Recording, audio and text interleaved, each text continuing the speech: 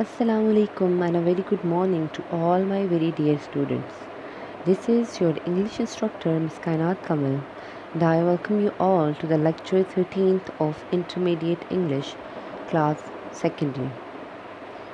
Dear students, as you all know that we are on our unit 2 Hope and Aspiration, and we have done the reading of reading selection 2.1, that is a speech by Martin Luther King Jr., I Have a Dream. And today we would look into the introduction and the study questions of the lesson. Number of times we have discussed about the introduction and the background of the speech. This is to remind you again that what this speech about. Martin Luther King Jr. was born on January 15, 1929 in Atlanta, Georgia, America.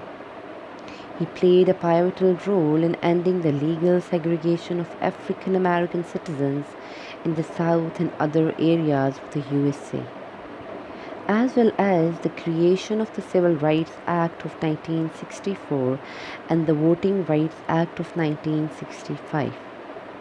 King received the Nobel Peace Prize in 1964 and was assassinated in April 1968. That was about a brief introduction of Martin Luther King Jr. Now, moving towards the summary of the chapter, that is basically the most important aspect that we have come to, because whatever we have discussed up till now, you should now know the crux of the whole discussion. You should know the core idea of what Martin Luther King Jr. he wanted to say to whom. Okay, I Have a Dream is an unforgettable speech delivered by Martin Luther King Jr. to millions of American people, blacks and whites, on August 28, 1963. So that was basically the time when he delivered this speech to American people, blacks and white as well. This speech represents the hopes and dreams of all American blacks who have been struggling for their rights and freedom. So now, what sort of hope this speech represents?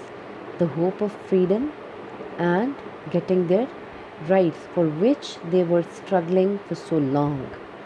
The American Constitution and the Declaration of Independence have promised equal rights.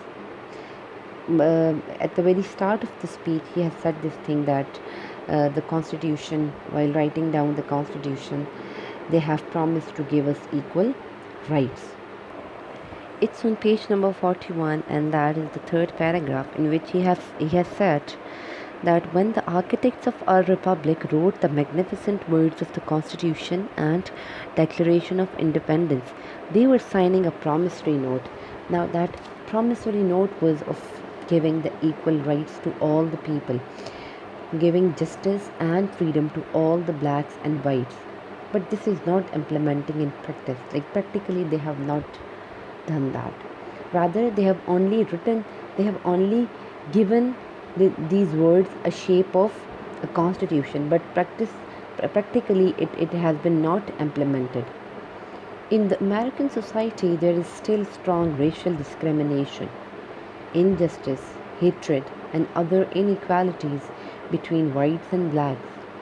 The black people are hated, neglected, and tortured because of their black skin. That was the only reason that they were treated badly, that they were not whites. They are deprived of their rights, freedom, equality, and justice. They are being treated like slaves and are exiled in their own country. They live very poor and miserable lives among the rich white people. Only the whites enjoy rights of life, liberty, and pursuit of happiness. Martin Luther King addresses the American black and says that they should continue their struggle until they establish equality, peace, and brotherhood in America. However, their struggle should be without violence. I have already told you that Martin Luther King Jr. basically was not promoting violence, rather, he was promoting brotherhood, he was promoting unity, he was promoting harmony. He says that they should fight for their rights without causing physical violence, which may cause bitterness and hatred. If they keep on struggling in a disciplined way, they will achieve their aims. Luther King hopes that one day the chains of hatred, racial discrimination, injustice, and inequalities will be broken. The new sun will rise with the rays of liberty, equality, peace, and brotherhood. As he has said on page number 41, the last chapter, that now is the time to rise from the dark and desolate valley of segregation to the sunlit path of racial justice. So basically, he wanted to say that new sun will definitely rise with with the rays of liberty, equality, peace, and brotherhood. Luther King urges that there should be immediate change in the conception of white, whatever they have conceived about the black Americans. The racial and color discrimination will weaken the foundation of America. Luther King says that his dream is the dream of America. His dream is the dream of justice, freedom, and equality. The color of skin is not important. Humanity is important. Therefore, one day all discriminations and inequalities will disappear. If you could see on page number 42, that is your paragraph. That is the second last paragraph, in which he says that we can never be satisfied as long as our bodies, heavy with the fatigue of travel, cannot gain lodging in the hotels and motels of the highways. Motels of the highways and the hotels of the cities. Actually, they were not even allowed to stay in the hotels, because these were the hotels of white people. So that is the reason he has said over here that black color is the color of the skin is not important, rather humanity is important. Therefore, one day all discriminations and inequalities will disappear. All the blacks and whites will walk together, joining hands as brothers and sisters. At last, not only blacks, but all the American people will be free. According to the Dr. King, Negroes will never be satisfied until they are the victim of police brutality. They will not be satisfied until they fight lodging in the big city hotels. They will not be satisfied until they are given rights to vote. Till the achievement of equal social status and civic rights, they cannot be. If America is to be a great nation, this must become true. So let freedom ring from the hilltops and from the mighty mountains of New York. Let it ring from every village and every hamlet. If it rang from everywhere, we will be able to speed up that day when all men, black and whites, will be able to join hands and sing together the songs of freedom and brotherhood. Now, let freedom ring means that let freedom, justice, equality be the part of this nation. It should be practiced in our society. It should be practiced in our nation. So, let freedom be everywhere. There will be sweet music of liberty, justice, and equality all over America. So that was basically a brief summary or the crux of the whole speech, that what actually Martin Luther King Jr. he wanted to say. He actually wanted, his protest was, his yearning was only for freedom, liberty, equality within the nation. Fine. Okay, beta, now moving towards the study questions. So the very first question of your lesson 2.1 is, who does Dr. King refer to by the epithet Great American? The Great American who is referred to by Dr. King was Abraham Lincoln, an American president King makes an oblique reference to Lincoln's Gettysburg Address. He says that it was 50 years ago that the great American lived. Abraham Lincoln lived. This is a reference to Lincoln's phrase 7 years ago in Gettysburg Address. King says that what happened 100 years previous was the signing of the Emancipation Proclamation. This was signed during the Civil War by President Lincoln, thus committing the Union to the idea of freeing the slaves. Now, his speech, his protest, his march was for the freedom of jobs and from the freedom from slavery. Question number 2. After reading the first paragraph, can you guess what the Emancipation Proclamation might mean? The Emancipation Proclamation was a presidential proclamation signed by the President Abraham Lincoln in January 1, 1863, which freed millions of slaves. It was a decree relevant to the freedom of America and with equal civil rights and citizenship of all Americans, both blacks and whites. We have in detail we have discussed about Emancipation Proclamation, and I hope that this phrase has been now clear to you people. Question number 3 is, how does King describe the life of Negro in the US 100 years after the Emancipation Proclamation? The King describes the miserable and appalling condition of the Negroes in the US 100 years after the Emancipation Proclamation. The Constitution of the USA promises that all men will be free. The Negroes, black Americans, are not free and do not have equal rights like the whites. In 1787, the Constitution of the USA stated that all men are created equal and that all men have the right of freedom and pursuit of happiness. These rules are not for the Negro slaves. They are not allowed to live like the white people. They are leading the life of exile in their own country. Negroes are still facing hardships. They still live in segregation and live in poverty among the vast ocean of material prosperity. They are still being discriminated on the basis of race and color. Question number 4. Why is 1963, according to Dr. King, not an end but a beginning? A beginning of what? So according to Dr. King, 1963 is not an end but a beginning. It is a beginning of protest against racial discrimination, injustice, hatred, and other inequalities between whites and blacks. Luther King addressed the American blacks and said that they should continue their struggle until they establish equality, peace, and brotherhood in America. According to him, the Negroes are still deprived of their due rights. So the struggle for freedom should be continued. He said that there will be no peace in America until Negroes are granted citizenship rights.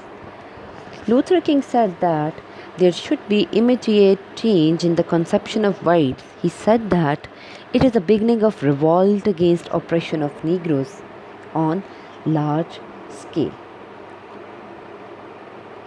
Okay, question number 5 is, what is Dr. King's advice to the black people while marching on the road to freedom? Dr. King advised black people not to be guilty of wrongful deeds. While marching on the road to freedom, he addressed the American blacks that they should continue their struggle until they establish equality, peace, and brotherhood in America. Freedom is their right, but they must avoid all kinds of violence. He said that they should fight for their rights without causing physical violence, which may cause bitterness and hatred. They must gain their rights peacefully. We must keep dignity and discipline. If they keep on struggling in a disciplined way, they will achieve their aims. They should not involve themselves in such activities which are against the interest of the state. Because while writing down the Constitution, that the state, it has been written there that all men are equal living in United States of America. Now, the interest of the state is like should be equality, justice, freedom among all the citizenship of the state, which was actually not there in America. Okay, moving towards the next question, that is question number 6. When will they, the Negro, be satisfied or not satisfied according to Dr. King? According to Dr. King, the Negroes will not be satisfied until the chains of hatred, racial discrimination, injustice, and inequalities will be broken. They will not be satisfied until they establish equality, peace, and brotherhood in America. They will not be satisfied until the Constitution of America fulfills its promise for giving the equal rights, justice, and freedom to all the blacks. According to the Dr. King, Negroes will never be satisfied until they are the victims of police brutality. They will not be satisfied until they find lodging in the big city hotels. They will not be satisfied until they are given right to vote, till the achievement of equal social status and civic rights. They cannot be satisfied. So they will satisfied till the day when they would get their social and civil rights. Okay, Dr. King speaks repeatedly of his dream. What is his dream? Luther King says that his dream is the dream of America. His dream is the dream of freedom, justice, and equality. The color of skin is not important, but humanity is important. His dream is that one day all discriminations and inequalities will disappear. All the blacks and whites will walk together, joining hands as brothers and sisters. He says that it is his dream that one day not only black people, but all American people will be free. He has a dream that everyone, black and white, will get perfect peace and love for each other. He wants to build an egalitarian society where all men will have equal rights, regardless of color, race, and social status. There will be sweet music of liberty, justice, and equality all over America. From the recalling portion, this is the last question, that is, what does Dr. King mean by this is the faith with which I return to South? What faith? Faith in what? Dr. King has a strong faith that they will achieve their aims. He has a faith that one day the chains of hatred, racial discrimination, injustice, and inequalities will be broken. He has a faith that the new sun will rise with the rays of liberty, equality, peace, and brotherhood. He has a faith that one day all discriminations and inequalities will disappear. He has a strong faith of gaining brotherhood. He has a faith that his struggle will bear sweet fruits of freedom, justice, and equality. He has a faith that one day his dream will come true and black people will get their due position in American society. There will be sweet music of liberty, justice, and equality all over America. So, my dear students, that was all for today from my side. And your home task is, as a routine, you're supposed to do the interpreting and extending portions. And please do submit your homework by this coming Thursday in our WhatsApp group. So that was all for today. If you have any query, if you have any confusion, please do report in our WhatsApp group. And thank you so much. Till our next lecture, take care. Allah Hafiz.